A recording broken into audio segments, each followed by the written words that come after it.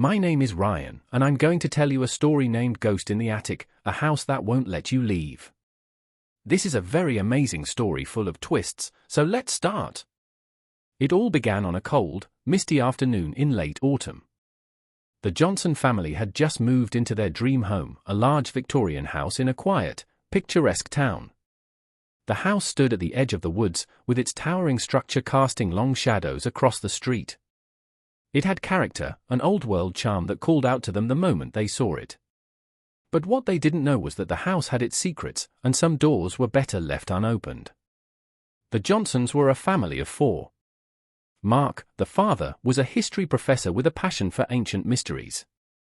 His wife, Emily, was a freelance artist who found inspiration in the most unusual places.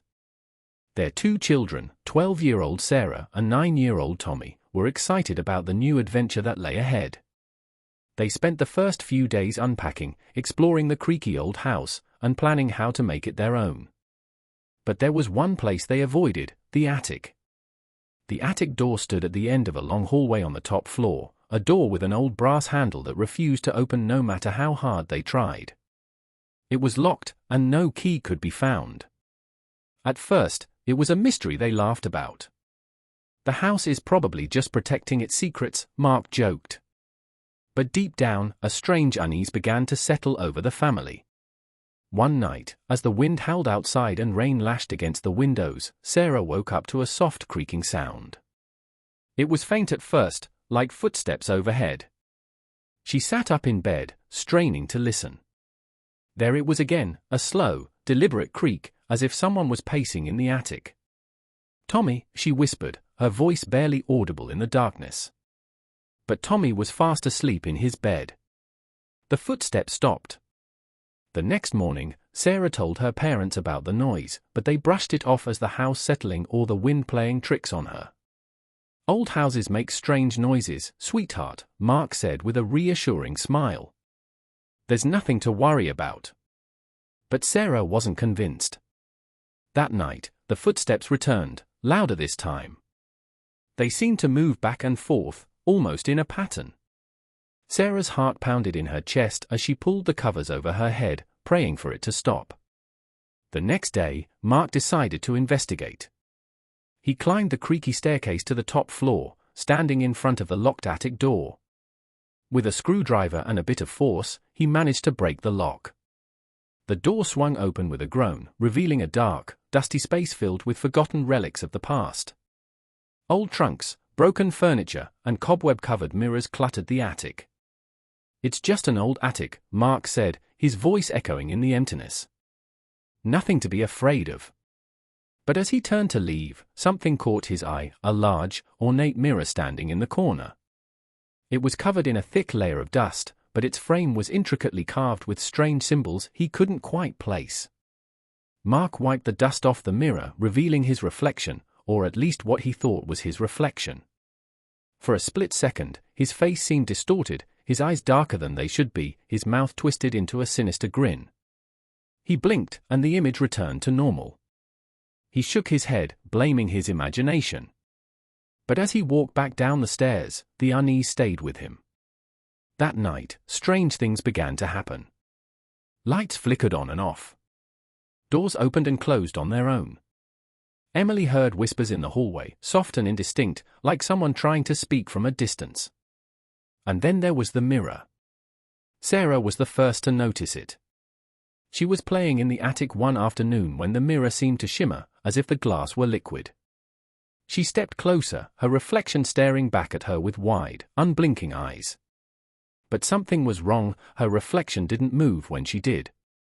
It just stood there, watching her. "Mom!"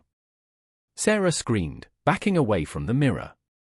Emily rushed up the stairs, finding her daughter pale and trembling. "It's just a mirror," Emily said, trying to calm her down. "See? Nothing to be afraid of." But when she looked into the mirror, she felt a chill run down her spine. There was something off about it. Something that made her skin crawl.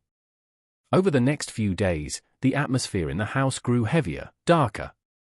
The family began having nightmares, visions of shadowy figures, whispers calling their names, a feeling of being watched. Mark tried to research the house's history, but he found very little. The only thing he discovered was that the previous owners had left abruptly, without any explanation. One night, unable to sleep, Emily decided to confront the mirror. Armed with a flashlight and a sense of determination, she climbed the stairs to the attic. The mirror stood in its usual place, its surface reflecting the dim light. As she stared into it, the air seemed to grow colder. The room felt smaller, suffocating. And then she saw it, a face in the mirror, not her own, but something else. Something dark and malevolent, with hollow eyes and a twisted grin. The face leaned closer, its mouth moving silently. And then, in a voice that seemed to come from everywhere and nowhere at once, it whispered, "Leave, or stay forever." Emily stumbled back, her heart racing. She grabbed Sarah and Tommy, waking Mark in a panic.